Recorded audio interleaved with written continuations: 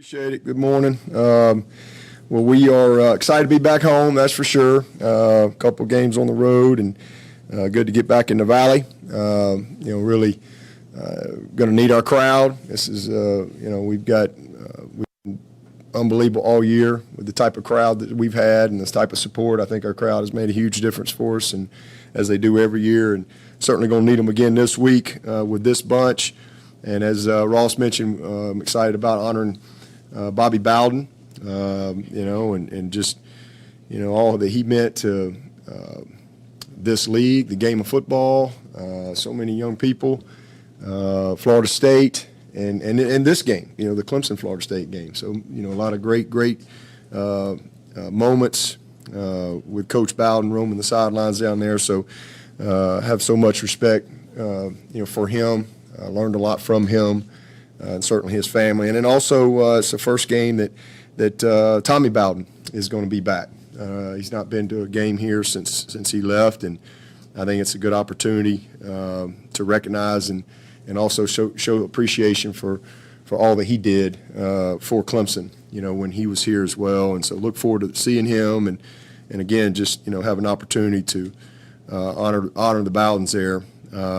And it's our breast cancer awareness game. It's something that we always look forward to. We get excited about our foundation. It's a huge part of what we do, and really appreciate WCCP and the Tigers for Tatas campaign and all that y'all do to help the cause. It's truly saved lives, impacted people's lives, and so I think I'm coming to hang out with Qualk and Kelly tomorrow at Bojangles, I think. So look forward to coming over for that. And but appreciate all the support in the campaign this week and making a difference.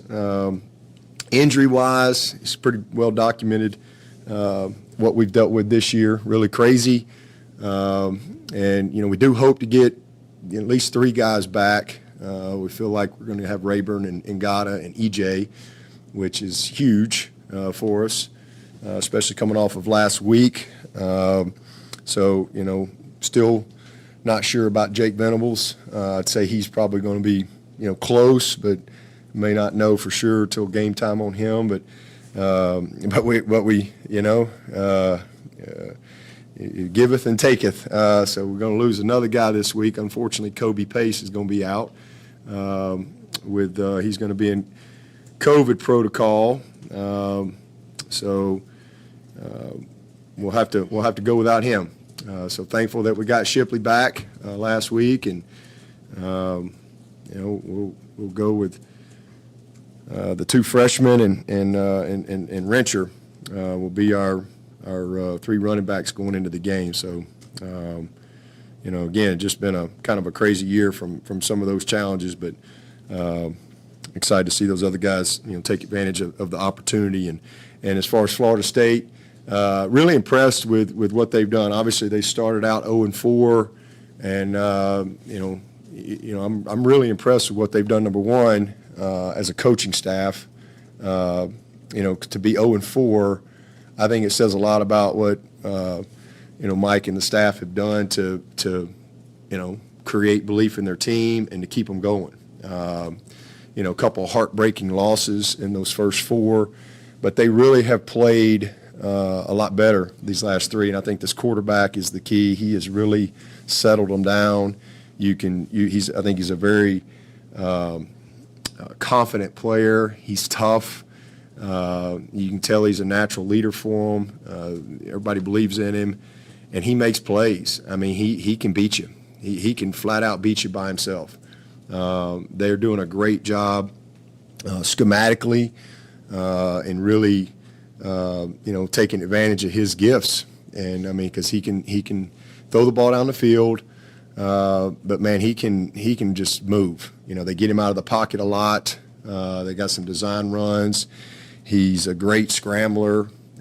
He's created a lot of explosives. I mean, I think he's the leading rusher ever already at Florida State. And they've had some pretty good quarterbacks roll through there, as we know. So this kid is dangerous. He's hard to corral. Even when you blitz him, he makes people miss. And when you're playing man coverage and somebody misses, it's a huge play. You saw that in the Syracuse game at the very end. You know, he scrambles out and he's gone down the sideline, and they kick a game-winning field goal. But really, really impressed with their quarterback and then their running backs. I mean, you know, they're leading the nation in October in yards per carry, and both backs average over 7 yards a carry. So they're doing a great job with their run game and with the backs and the quarterback.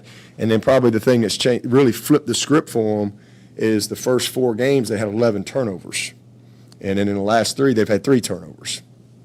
Usually kind of goes hand in hand. So doing a nice job. Again, you know, 13th in the nation in running the ball, and then the big plays, lots of big plays, huge, like monstrous, explosive big plays in the run game and a few in the passing game as well that have come off their ability to run the ball. You know, the running back Zero, he's had 2 75-plus yard runs. He's the only back in the FBS to do that this year. So this is an explosive group that's playing with a lot of confidence, and we're gonna have to play really well. And for us, you know, it's just, you know, finding a way to win, and then you know, go from there. You know, focus on what we control. That's our preparation, our attitude, and how we finish from this point. And you know, good start yesterday, and excited about the challenge this week. And then again, just finish up on a couple things about the breast cancer. You know, 1 in 8 U.S. women will develop invasive breast cancer over their lifetime. And about 43,600 women in the United States are expected to die this year from breast cancer. And it is the most commonly diagnosed cancer among women in the state of South Carolina. So appreciate the support, and again, the Tigers for Tatas campaign, and you know, helping continue to make a difference, you know, against this you know, horrible disease. So with that, I'll take your questions. And well, before I do that, let me talk about their defense. I got caught up in their quarterback. Their defense is playing very well. I thought they, early on in the season, gave up some big plays structurally. So much more discipline now structurally. Their defensive front's creating pressure. Number 11 is probably the best defensive end we've seen. You know, he is a great football player. He's playing with a lot of confidence. They're huge inside, big bodies. They've changed what they're doing structurally from the first couple of games, you know, to a little bit more of a split safety type of deal. I think that's helped them. And, you know, again, another really, really, you know, challenging group defensively, playing with a lot of confidence. And so it's a good football team across the board that's way better than their record, that's for sure. Any questions?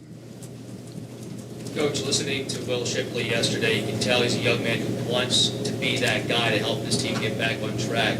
Do you have to manage just a little bit that doesn't press too much to try to be that guy and stay within himself? Say that one more time, the last part. Do you have to manage that component that he doesn't press too much to try to be that guy to get this offense going? No, I don't think so. I think he just needs to be who he is. You know, that's who he's always been, and you know, he's. I mean, what you see is what you get. I mean, he is a great young talent, and he's already unfortunately had to miss a couple games. But I mean, just the fact that he came back the way he came back, I mean, it's amazing. You know, how hard he worked to overcome an injury, and he plays with a lot of heart, a lot of passion, a lot of toughness. He's an explosive player, and you know, he's like a blade of grass from. And some of that, I think, is just being a freshman and really kind of really settling in to you know, where he is at this stage in his career. But I don't want to change anything about Will Shipley. I just want to be who he is and keep going. And, you know, obviously missed a big play last week, but, man, he's made some plays, and he's going to make a lot of them. He'll make a bunch of those throughout his career. But a great natural leader. And he and Maffa are that's two special freshmen right there, and that's a positive. You know, I know everybody focuses on all the bad that's happening right now and the disappointment of where we are in this season right now. But we're actually doing some good things in a lot of areas. We're running the ball well. Those two kids have really taken advantage of their opportunities, and they're getting better and they're learning, and we got a really bright future. And obviously Kobe's a sophomore, and same thing with him. So we've got a good group there, and that has been a bright spot what those young guys are doing. Dabo, like you said, there's a lot of bad that's happening now. Your words there, but like, what have you learned from the build-up to this season and this season that you think you can apply going forward? Well, I mean, football's tough. I mean, there's some things that I think you just have reinforced. I mean, football's a tough game, and sometimes it can, you can have a year where you deal with a lot of craziness, and it's kind of our year when it comes to that.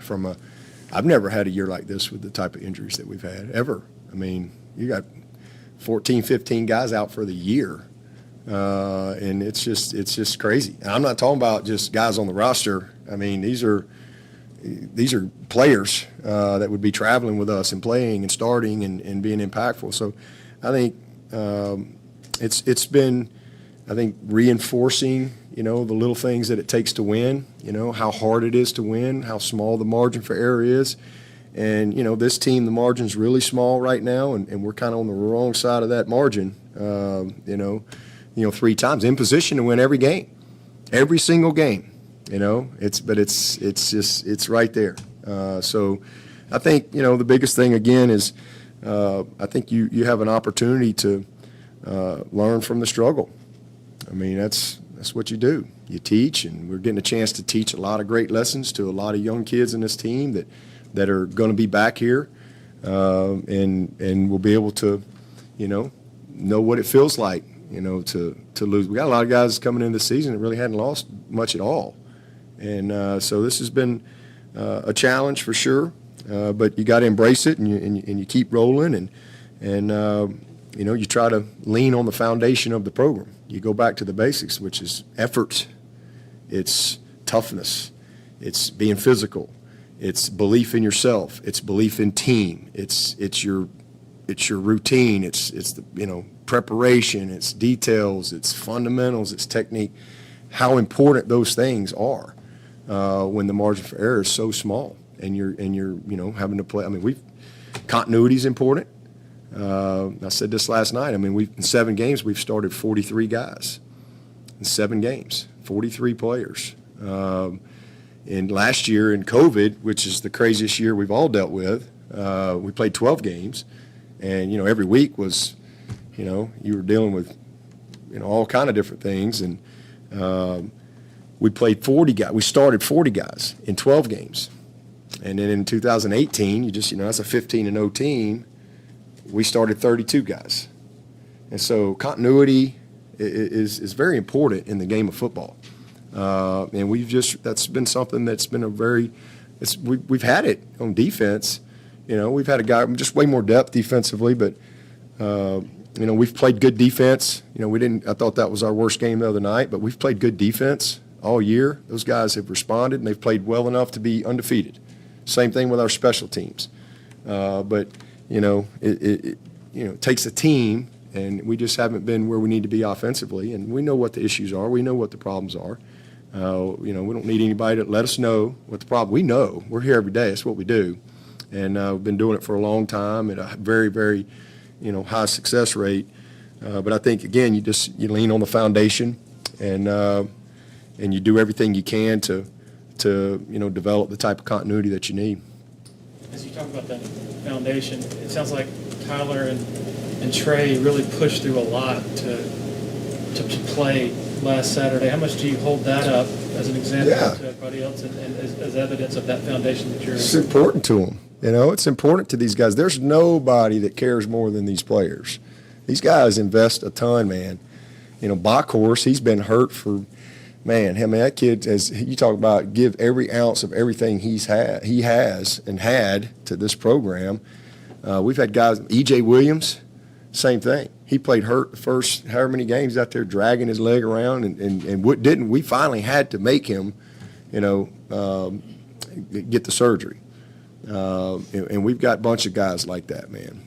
I mean, tons of guys, because they care. It's important to them. They take pride in the Paul.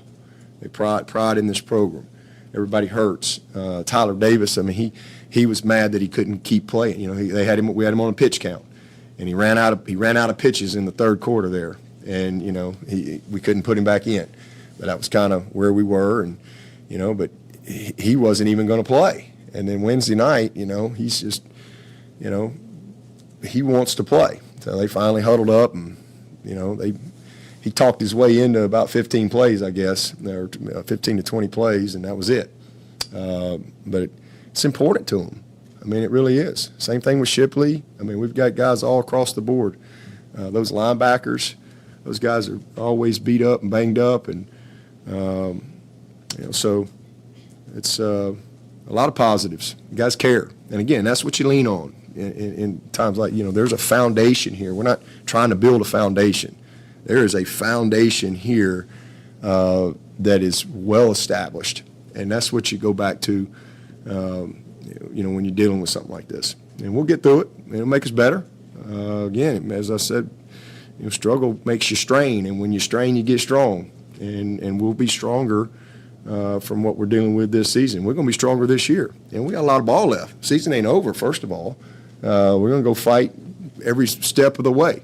But no matter what happens and how we finish, man, we got a lot of unbelievable moments ahead. This is one season in the midst of an incredible journey.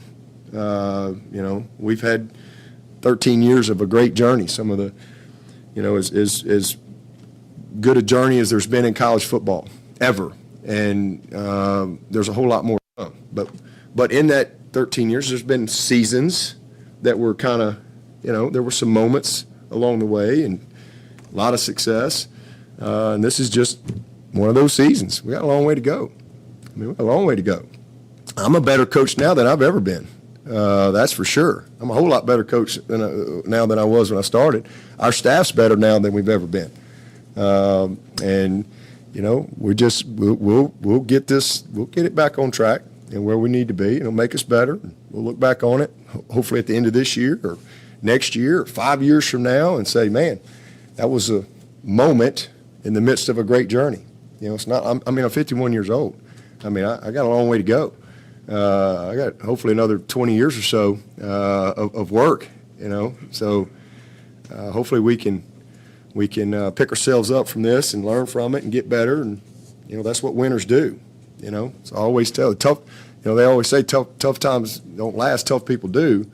The future belongs to those who hang tough. You just you hang tough. You deal with it and you learn from it. And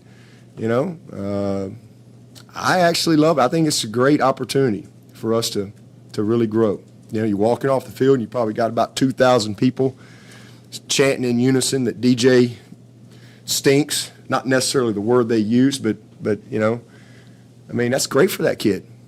That's great for him, because that's welcome to this world, And if you're the head coach or you're the quarterback, you're gonna get way too much credit and too much blame too, But that comes with it, and you've got to learn how to embrace that.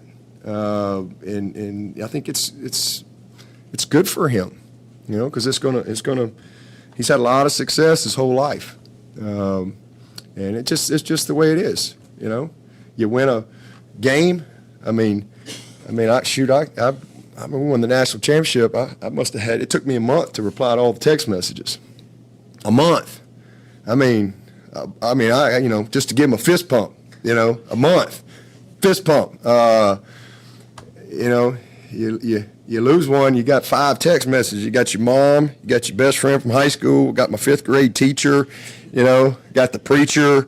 It takes about 10 minutes. That's the way it is. That's the way it is.